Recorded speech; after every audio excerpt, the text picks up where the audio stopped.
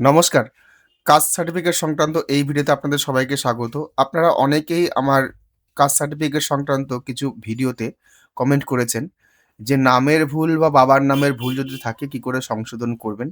আরো প্রশ্ন করেছেন যে, এই মুহূর্তে দাঁড়িয়ে ঠিকানা পরিবর্তন করা যাচ্ছে কি যাচ্ছে না? কোন এসডিও তে গিয়ে ফর্ম জমা করবেন? আর যে কাস্ট সার্টিফিকেটের পিডিএফটা ডাউনলোড করছেন সেখানে জিজ্ঞাসা চিহ্ন আসছে কি করে ঠিক করবেন? আমি সমস্ত প্রশ্নের উত্তর এই ভিডিওতে দেব। এর আগেও আমি পার্ট করে ভিডিও পাবলিশ করেছিলাম। তবে এই ভিডিওটি হতে চলেছে সম্পূর্ণ প্রশ্নের উত্তর একসঙ্গে। যে প্রশ্নগুলো আমি পেয়েছি এখনো অবধি, সেই প্রশ্নগুলোর উত্তর আমি তুলে ধরছি। আর আমি এসডি অফিস থেকে যেটা ইনফরমেশন পেয়েছি, তার থেকে আপনাদের কাছে এটা তুলে ধরছি। আর নতুন যে আগের ওয়েবসাইটে অন্যরকম ছিল, এখন ওয়েবসাইটে অন্যরকমভাবে আছে। যেমন এসসি/এসটি যখন ভিডিওটি পাবলিশ করেছিলাম, তখন এসসি/এসটি, ওবিসি এই ৩ টা একসঙ্গে ছিল। আর এখন কিন্তু সেটা এসসি/এসটি আলাদা জায়গায় করেছে এবং ওবিসিটা আলাদা জায়গায় করেছে। ১ম এই বলে নিই, আপনারা যদি আপনাদের নামের ভুল থাকে বা বাবার নামের ভুল থাকে, সেক্ষেত্রে ব্যাকলগ সার্টিফিকেট দিয়ে কোনো কাজ হবে না। আর হ্যাঁ, আরেকটা প্রশ্নের উত্তর দিই আপনাদেরকে। আমি এর আগে একটা ভিডিও পাবলিশ করেছিলাম ব্যাকলগ সার্টিফিকেট সংক্রান্ত। যে ব্যাকলগ সার্টিফিকেট এপ্লাই করাই যায় না। অনেকে অনেক রকম কমেন্ট করছেন। আমি ভিডিও পাবলিশ করেছি আজ থেকে ৬-৭ মাস আগে পাবলিশ করেছি।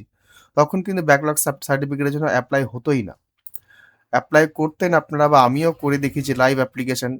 যখন সাবমিট করা হতো, সাবমিট করার পরে কিন্তু আবার রিফ্রেশে ১ম পেজে চলে আসতো। কিন্তু এখন কিন্তু সেটা হয় না। এখন কিন্তু একবারেই এখন সার্ভার একদম সম্পূর্ণ একদম স্মুথ আছে। আপনারা কিন্তু এপ্লাই করলে পরে সঙ্গে হয়ে যাবে। অনেকে কমেন্ট করছেন ভিডিওটি আগে নিজের চেষ্টা করে দেখ তারপর ভিডিও করিস। আমি অনুরোধ করব ভিডিওটি অনেক আগের করা ভিডিও। অতএব এখন হয়তো সার্ভার ঠিক আছে। এখন স্মুথ ভাবে চলছেও। ওই সময় চলছিল না। তো যাই হোক অহেতুক অনেক প্রশ্নের উত্তর আমাদের এভয়েড করেই চলতে হয়। তো ব্যাকলগ সার্টিফিকেট যারা পুরনো কাস্ট সার্টিফিকেট আছে, হাতে লেখা সার্টিফিকেট আছে, তো তাদের ক্ষেত্রে বলব যদি আপডেটেশন থাকে, যদি আপনাদের কোনো নাম ভুল থাকে বা বাবার নাম ভুল থাকে, তাহলে কিন্তু আপনারা এই ব্যাকলগ সার্টিফিকেটের জন্য আবেদন তো করবেন পরে। আগে কিন্তু যদি এসসি/এসটি হয়, এই যে এপ্লাই ফর এসসি/এসটি এখানে আপনাকে আবেদনটা করতে হবে। এখানে নরমালি যেভাবে আবেদন হয় সেভাবে আবেদনটা করবেন। যেখানে চেঞ্জেসটা হবে, সেই চেঞ্জেসটা আপনাদেরকে বলে দিই। এই যে এখানে আপনাদের সার্টিফিকেট নাম, হোল্ডার নেম এখানে আপনার নিজের নাম হবে এই জায়গাতে। এই জায়গাতে নিজের নাম হবে। সার্টিফিকেট নাম্বারটা দিবেন যে সার্টিফিকেট নাম্বারটি বর্তমানে আপনার রয়েছে। এখানে ডেট অফ ইস্যুটা দেবেন। এখানে সেলফ করবেন। অর্থাৎ এখানে আপনার অনেকগুলো অপশন আছে। আদারে গিয়ে এই আদার্সে গিয়ে প্লিজ স্পেসিফাই যখন আসলো এখানে সেলফ করবেন। সেলফ করে তারপর আপনি এখানে ইস্যুইং অথরিটিটা দেবেন। বাকি সব কিন্তু সেম থাকবে, আগের মতোই থাকবে। আমি সেই ভিডিও অলরেডি পাবলিশ করে রেখেছি কি করে এসসি/এসটির জন্য আবেদনটি করবেন। আর হ্যাঁ, তার আগে কথা বলি যে আপনারা আগে এসডি অফিসে জেনে নেবেন, এসডি অফিস বা নিকটবর্তী বিডিও অফিসে আপনারা জেনে নেবেন যে আপনারা কোনটা আগে করবেন, ব্যাকলগ আগে করবেন? কারণ যদি পুরনো সার্টিফিকেট হয় এবং যদি সেখানে ভুলভাল থাকে, কিছু স্পেলিং মিস্টেক আছে অথচ আপনাকে চেঞ্জ করতে হবে এবং দুটোই করতে হবে। আগে ব্যাকলগ সার্টিফিকেট ছিল বা পুরনো সার্টিফিকেট ছিল ডিজিটালও করতে হবে। WB দিয়ে নাম্বার পেতে হবে। তো অনেক এসডিওতে গিয়ে অনেক রকম তথ্য পাওয়া যায়। যেমন আমার এসডিওর ক্ষেত্রেই বলি, মালদা এসডিওর আন্ডারে যারা থাকছেন, তাদের ক্ষেত্রে বলব এবং আমার ভিডিওটি যারা দেখছেন, তাদের ক্ষেত্রে বলব আপনারা কিন্তু ডাইরেক্ট আগে সেখানে কথা বলবেন। ওনারা পরিষ্কার বলছেন, "আপনারা আসুন আগে সার্টিফিকেটের অবস্থা দেখিয়ে আমাদের কাছে কথা বলুন।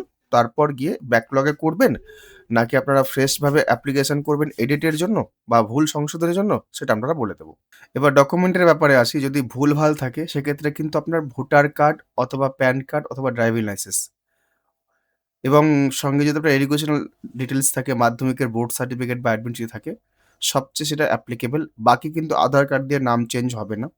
নাম চেঞ্জ করছে না এই মুহূর্তে। অ্যাড্রেসটা চেঞ্জ যদি হয়, অ্যাড্রেসটা চেঞ্জ করতে গেলে মালদা এসডিওর ক্ষেত্রে ওখান থেকে প্রাথমিকভাবে বলছে অ্যাড্রেস চেঞ্জ করার দরকার নেই। আর বাকি যে ডকুমেন্টগুলো লাগবে সেটা হচ্ছে কখনো এসডিও মালদা এসডিওর ক্ষেত্রে বলছি, কারো কোনো অ্যাপ্লিকেন্টের ক্ষেত্রে সাক্ষী চাইছে, সাক্ষীর ডকুমেন্ট চাইছে।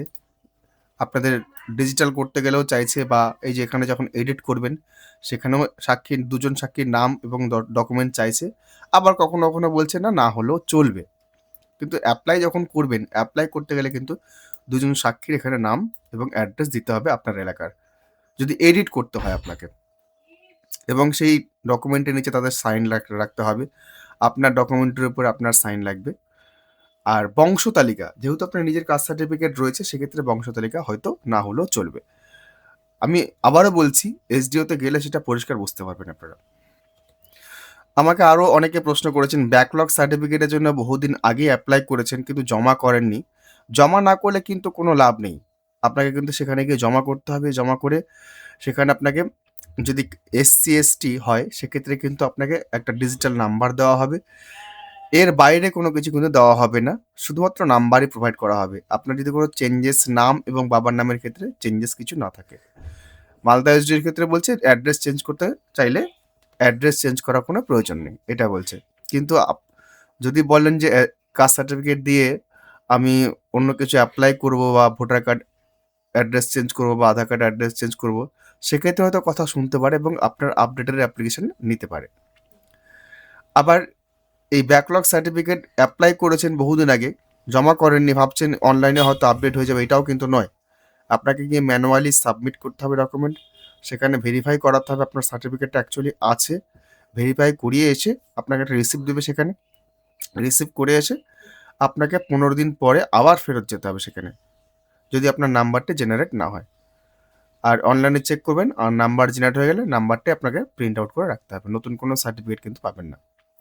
আর ওবিসিদের ক্ষেত্রে এই মুহূর্তে কিন্তু নাম চেঞ্জের ব্যাপার নেই, নাম চেঞ্জ করছেও না, অ্যাড্রেস চেঞ্জও করছে না।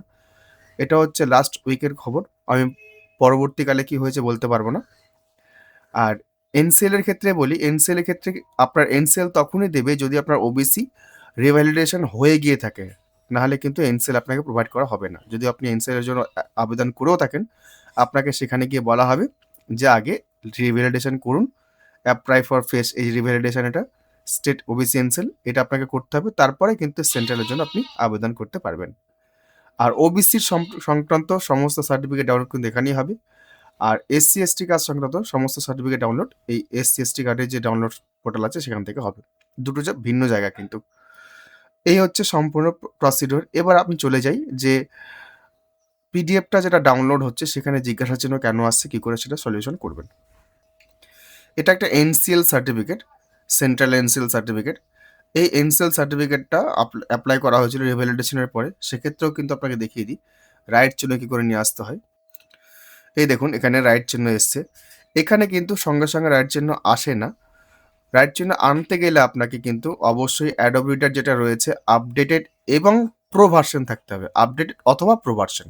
ফ্রি ভার্সন দিয়ে হবে, কিন্তু আপডেটেড থাকতে হবে অথবা প্রো ভার্সন থাকতে হবে। যদি সেটা হয় তাহলে কিন্তু আপনাকে এখানে জিজ্ঞাসা চিহ্ন জায়গায় ডবল ক্লিক করতে হবে। ডবল ক্লিক করলে পরে কিন্তু আপনার প্রপার্টিসটা চলে আসবে। দেখুন সিগনেচার প্রপার্টিস, এখানে ক্লিক করবেন।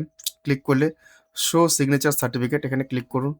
তারপরে যে ট্রাস্ট, এই ট্রাস্ট যে অপশনগুলো এখানে সবগুলো রাইট দেখাচ্ছে, এখানে দেখবেন হয়তো ক্রস চিহ্ন করা আছে। ক্রস চিহ্ন যখন থাকবে, এই যে অ্যাড ট্রাস্টেড সার্টিফিকেট, এখানে ক্লিক করবেন। ক্লিক করলে পরে কিন্তু আপনার নিচের দিকে দেখবেন সার্টিফিকেট, এটা যেহেতু আমার রাইট চিহ্ন করাই আছে, এর ক্ষেত্রে দেখাচ্ছে না, তো নিচের দিকে দেখবেন সার্টিফিকেট ডিটেলস চেকবক্স করার জায়গা আছে। সেই চেকবক্সে গিয়ে আপনাকে সবগুলো চেকবক্সে ক্লিক করতে হবে, তারপর ওকে করতে হবে। ওকে করে কিন্তু আবার ভ্যালিডেট সিগনেচার করতে হবে, করলে পরে কিন্তু সিগনেচার ভ্যালিড হয়ে যাবে বা গ্রিন সিগন্যাল হয়ে যাবে। এটা একটা caste certificate, OBC caste certificate, এটা রিভ্যালিডেশন করতে দেওয়া হয়েছিল আমার কাছেই, এবং সেটা রিভ্যালিডেশন হয়েও গেছে। তো এরও ক্ষেত্রে সেম, দেখুন এখানে সিগনেচার ভ্যালিড দেখাচ্ছে। এরও ক্ষেত্রে যদি না আসে আপনাকে সেম একই জিনিস, সিগনেচার প্রপার্টিজে আপনাকে যেতে হবে, সিগনেচার সার্টিফিকেটটা ডাউনলোড করতে হবে, ইনস্টল করতে হবে। ইনস্টল করলে পরে কিন্তু আপনার হয়ে যাবে। আশা করছি কাস্ট সার্টিফিকেট সংক্রান্ত আপনাদের সমস্ত প্রশ্ন উত্তর দিতে পেরেছি। যদি ভিডিওটি ভালো লাগে অবশ্যই একটা লাইক করবেন, অন্যদের জন্য অবশ্যই শেয়ার করবেন। চ্যানেলে যদি প্রথমবার হন চ্যানেলটি সাবস্ক্রাইব করবেন। ধন্যবাদ।